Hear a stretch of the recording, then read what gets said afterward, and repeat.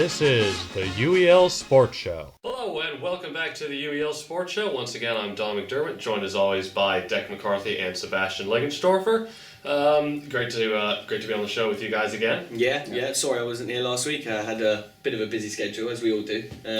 But yeah, back again and looking forward to this show. Glad to have you back for this week and for good. the next weeks to come. Yeah, so in some respects it was a bit of a tough week for UEL. 13 matches played, overall record of 6 and 7. They currently, in the Bucks ranking, UEL are 66th, although on Bucks website they haven't updated all the results, and actually quite a few of the wins haven't been updated, so when that's all counted we might have moved up to 65th, but that's a fairly good place. And just for everyone, where did we start? Well, I mean, obviously, when UELSports was first founded, we finished, like in the first year, we finished dead last. Last season, we finished in the top 50. As David Cosford said when he was on the show with us in the season preview, they'd like to finish in the top 50 again. Obviously, though, a lot of their points will come in the individuals, like in the athletics and the swimming, which obviously those aren't started yet. So the fact that we're 66th or possibly 65th right now this early in the season is actually very good. I mean, it's only played like 3 weeks or 2 weeks, 2.5, so it's like a long time to go. Exactly. It's still very early days, isn't it? But to be in and around there is quite good. So 15 places off the mark, essentially. But the ambition is obviously to get back into that top 50. And like Sebastian rightfully said, a couple of weeks in, if we're in and around the area, it's still looking very good. Especially like with all the cancellations of the women's volleyball, like exactly. You basically lose 2 games of them which they possibly could have won. And probably would have. Yeah, very good points. point actually. Yeah. However, of those 6 wins, we did have some very important wins, starting with the men's basketball team. So. Yeah, the men's basketball third team, they bounced back from their loss last week, for the first loss in a while last week, and they won 74 to 68 against LSBU's first team. And yeah, good win for them after the tough loss last week. And then the men's third team, they played at home as well. I was watching this game. It was a really dominant performance from the men's third team. They won 117 to 76 against Medway's second team. And how were they? How did they feature? I mean, Medway's second team was kind of weird. Like, they only had like 7 players. They didn't have a coach. It was like a players coach, and you could clearly see like the first 2 quarters, they kind of held their own against UL's team, but then afterwards I think they got tired, and then like the third and fourth quarter, it was basically no defense. It was like basket points after points, like running up and down, and yeah, UL scored like most of their points in the second half. It was like, yeah, there was a great performance, but like Coach Aaron Smith will tell you that he wasn't quite happy with the performance. He wanted them to even score more points. I think it was quite impressive win. Good. Yeah. Absolutely. And of course, the men's football, very exciting stuff there. The first team, they move 2-1 on the season, so I believe that's 2 wins and 1 defeat now. The men's fourth team, they played their first ever game, and they narrowly lost from what we're told. So massive congratulations to them, I suppose, in terms of getting the fourth team started and carrying on that belt of successfully opening up new clubs. And you never know, in a couple of years maybe, I mean, I don't know how they can possibly do it, but maybe have a 5th or a 6th team, I don't know. But nonetheless, the results, the men's first team, they won 3-0 against Essex First. In the men's football second team, they lost heavily to Hertfordshire, and third team, they lost 6-1, so a bit of a thump in there, but they're sure to be back stronger next week. Quite an exciting game in the third team. They drew 3-3 against Brighton's 5th team. Now, some of you may think, the 5th team, they should really be kind of competing against that, but as we know, Brighton is such a big organisation, they have so many students, so the level is somewhat a bit higher around Brighton, so a very good draw there. They actually did lose on penalties because it was a cup game. And of course, I suppose we have to mention Captain Kieran Baldwin, who we're quite fond of on the show, actually missed his penalty and told us it was a bit of a shocking one by himself, but he said he was very proud by his teammates on how they kind of tried to come back. on penalties, but unfortunately they did lose. I mean, we have to mention it was his first game after his injury, so maybe... He's the captain, he's got a lot of pressure on him, so we'll give him a pass for that one. Yeah, and how many weeks was he out? About a month, wasn't it, with a knee injury? No, it was I think it was 2 weeks. 2 weeks, so we've been a bit too generous here. Yeah. All right. It was rubbish that he missed it. He shouldn't absolutely. have missed it. The men's fourth team, now they lost against Greenwich, like we said. It was quite a close game here. Greenwich's second team, but nonetheless, having a fourth team competing is very good for you. And against a second team as well. So. Yeah, absolutely. But they narrowly lost 3-2. And that leads me on to the badminton with Don and the netball and table tennis, another real little sports. The badminton got a good result. One of the wins defeated Medway first 5-3. So that's a good win there. The netball first team, unfortunately, they lost quite heavily to Reading University, 59-15. But as a note for that match, it wasn't a league match; it was a cup match. The netball team, as I mentioned last week, when they got promoted last year, they got promoted into the leagues that compete in the cup match. Whereas last year they were competing in plates. So Reading might be even 1 or 2. Right, Reading can be quite high. So that was their first cup match, and it was away. And Captain Stacey Smith did say to me last week that she did expect it to be a very tough game. So obviously, they obviously found it to be quite tough. Netball third team were also in action. They lost 32-12 to Roehampton's third team. And men's table tennis, unfortunately, also lost 17-0 to King's College second team. Good to hear the progress about the netball, though. Of course, they got Club of the Year, UEL last year, so good to hear that they're now going into cup competitions and not plate competitions. So drawing out some. And they did win the plate last year as well, so that was quite impressive. So they're definitely meant to be where they are. Exactly. That just shows that the competition gets harder and harder. Higher up the leagues. Yeah. And if you have to compete against a team like this. Yeah, absolutely. I mean, I was doing volleyball a week or two ago now, and I did bump into some of the netball girls, and they're a very positive bunch of girls. They're very happy to be where they are. So I can only imagine the positivity will continue to grow, and I don't think this defeat will affect them too much, personally. And that leads on to hockey as well as tennis. Yeah, there were, of course, some other games played yesterday, and we have some other results for you. The women's hockey first team, they lost 3-2 against Arts first team? Yeah, University of Arts. University of Arts, okay. Yeah. And the men's hockey team's first team, they lost 5-3 to Queen Mary's first team. And then also, then with the men's tennis, both the first and second team were in action yesterday, and they both won 12-0. First team won against Oxford's second team, and the second team won against Brunel's second team. Which we have come to really kind of expect now from the tennis. They seem to dominate the whole competition, really. Yeah. Doesn't matter which team. Some real proper players there on the tennis team at UEL at the moment. Every time we have a look at their result, it's a 12-0 win. To be fair, we probably don't need to be told the result, because even if we said it was a 12-0 win, we would more than likely be right, and just shows how successful they are this year. Exactly. They were last year as well, weren't they? Oh, they were, yes. Both men's and women's teams on all levels. I mean, they dropped less than 5 games? Yes, something like that, yes. It's very impressive, and they're obviously just keeping up this year. Being promoted hasn't changed it at all. They're still dominating the competition. Absolutely, and of course onto futsal now, and some bizarre scores, but some very good scores they played here. Last weekend, and they point out. Oh, what, the futsal? Yeah, the futsal, they always play on the weekend, so they didn't play. Yesterday they played. Did they actually played on Sunday then? I think Saturday and Saturday and Sunday. Yeah, it was one game each. Yeah.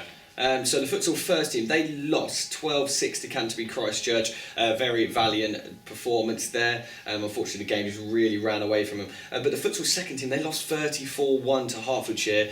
So whether you want to take that as a bad defeat or just a real bad day at the office, it was a pretty bad one. But nonetheless, they will be back in action either Sunday or next week's Wednesday. We'll be keeping you up to date on that. Of course, we have our feature, which is Plays of the Week. Now, last week's results are out, I believe, now, Don. Yes. Do you want to reveal them for us? Yes, indeed. So we had 3 plays of the week. One was tennis, as we were just talking about tennis. So they got one of the 3 nominees. Football, And then football, actually, I can announce, or the winner, Michael Ogboing, his actually what was the game-winning goal for the first team. Great goal. And yes, fabulous goal, really great strike. And here it is, your play of the week for last week.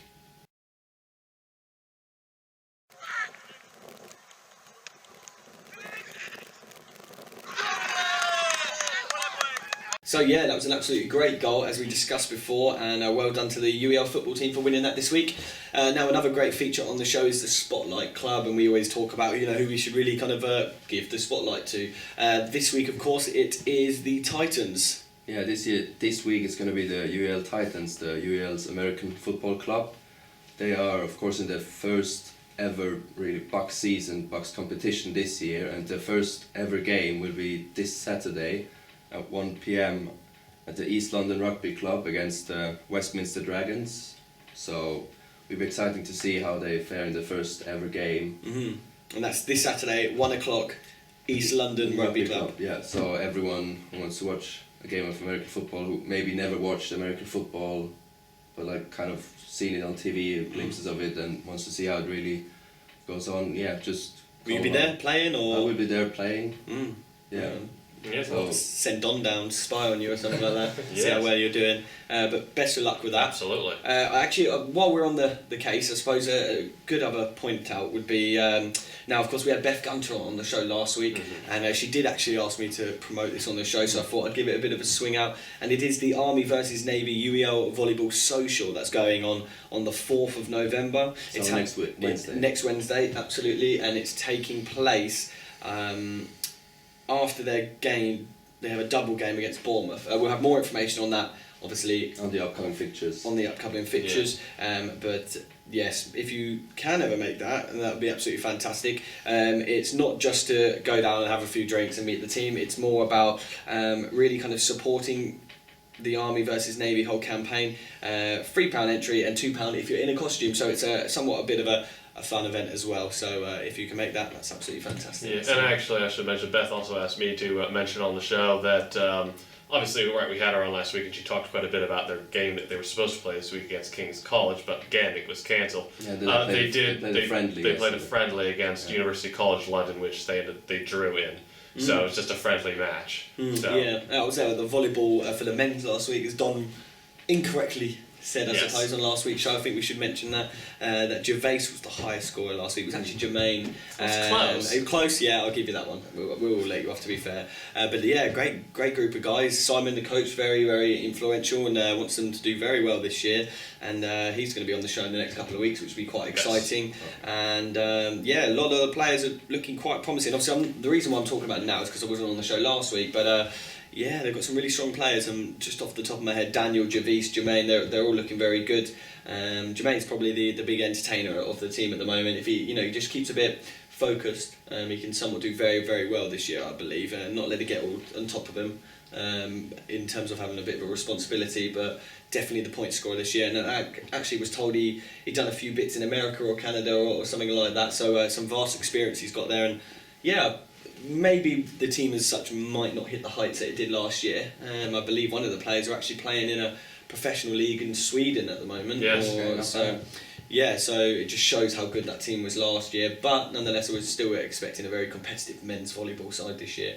That just also shows like that UEL sports, or like the university sports, can be a first step to greater things later in absolutely. sports. Like for him was the possibility to play professional now in Sweden, and Yeah, and he's doing very well apparently. So, of course, not all of them get the luxury of a big old pro contract, but certainly one has, and fantastic for him. So moving on now, of course, we are talking about the plays next week, Don. So do you want to just introduce how people can get involved, get in touch with us guys, and also the clips?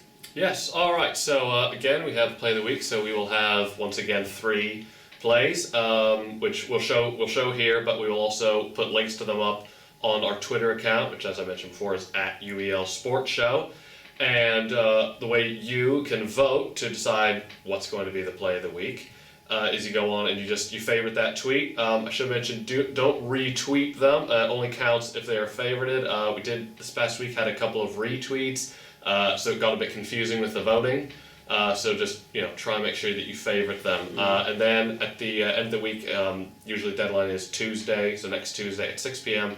voting will close, and then we will announce on next week's show who got the most favourites and who was the play of the week. Fantastic. Of course, football won that last week, and the clips this week, Don, are... Yes, and here are the clips for this week.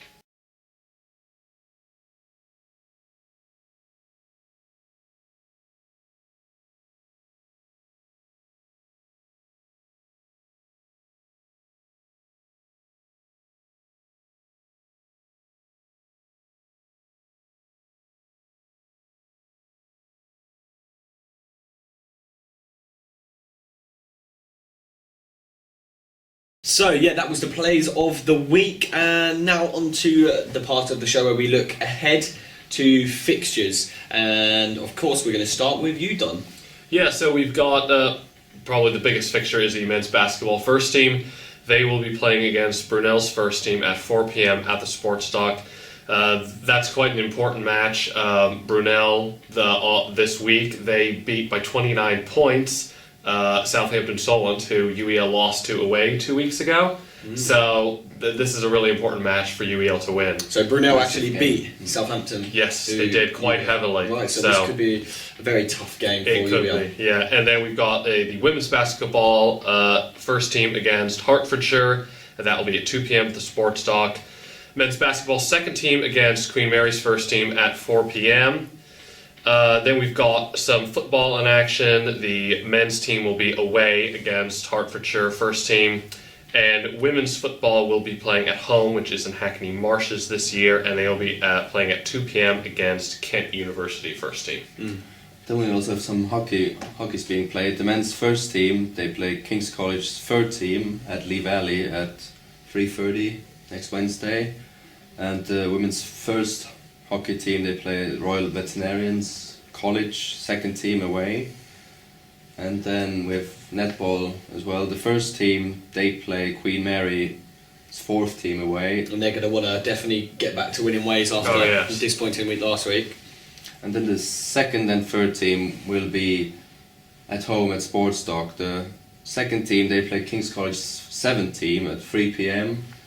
And the netball's third team, they play Queen Mary's sixth team at 1 p.m.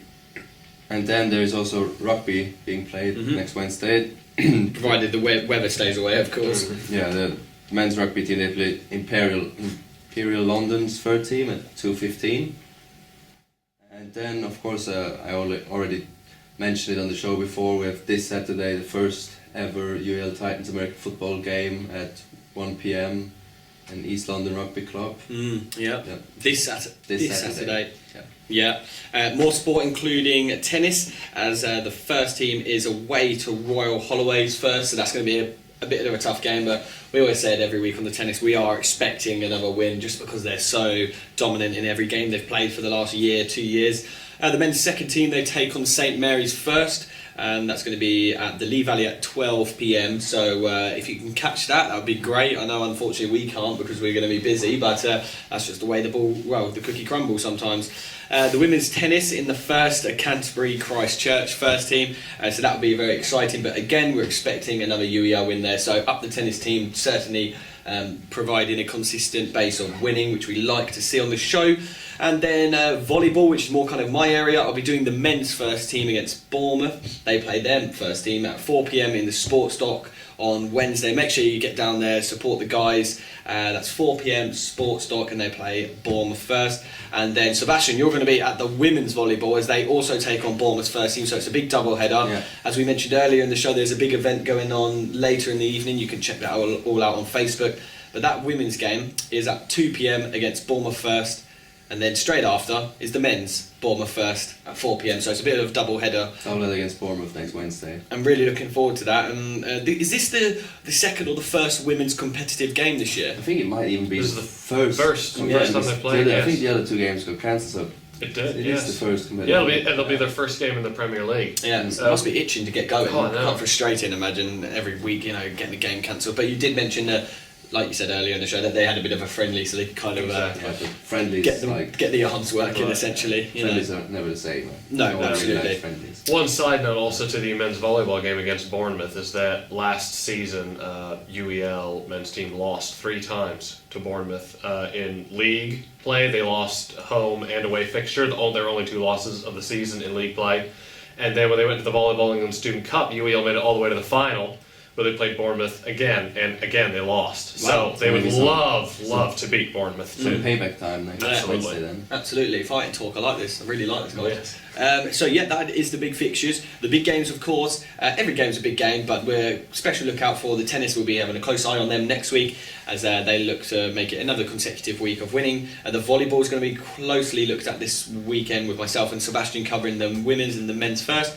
Don, you're going to be a busy bot as always. You're going to be doing, I believe, the women's basketball first team against Hertfordshire, and also the men's basketball first team. The men's basketball first team as they take on Brunel. So we'll be really looking forward to that. And of course, for the few fixtures that we didn't mention, some of the away fixtures, if you go onto the UEL website, the entire list of fixtures will be there as well, so you can always check that out. Yeah, that's absolutely great, Don. Make sure you do get down to support your fellow students. There's been a lot of photos on social media in and around the social world of Twitter and Instagram, and a lot of people have been watching the basketball team train this week, I believe, so hopefully that reflects in the Brunel game. And also there's loads of 2pm, 12pm, 1pm and 4pm kickoffs this week. So make sure you do get down there. I'm sure you can at least see one game, and that'd be great. And of course, do let us know on the Twitter at UELSports Show, and let us know what game you're watching this week. That'd be great. Many thanks to you, Don McDermott. Many thanks to Sebastian Liggenstorfer and myself, Declan McCarthy. This is the UEL Sports Show, and we'll be back next week.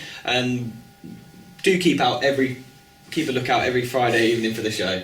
You've been great. Thank you. See you next week. Bye. Bye.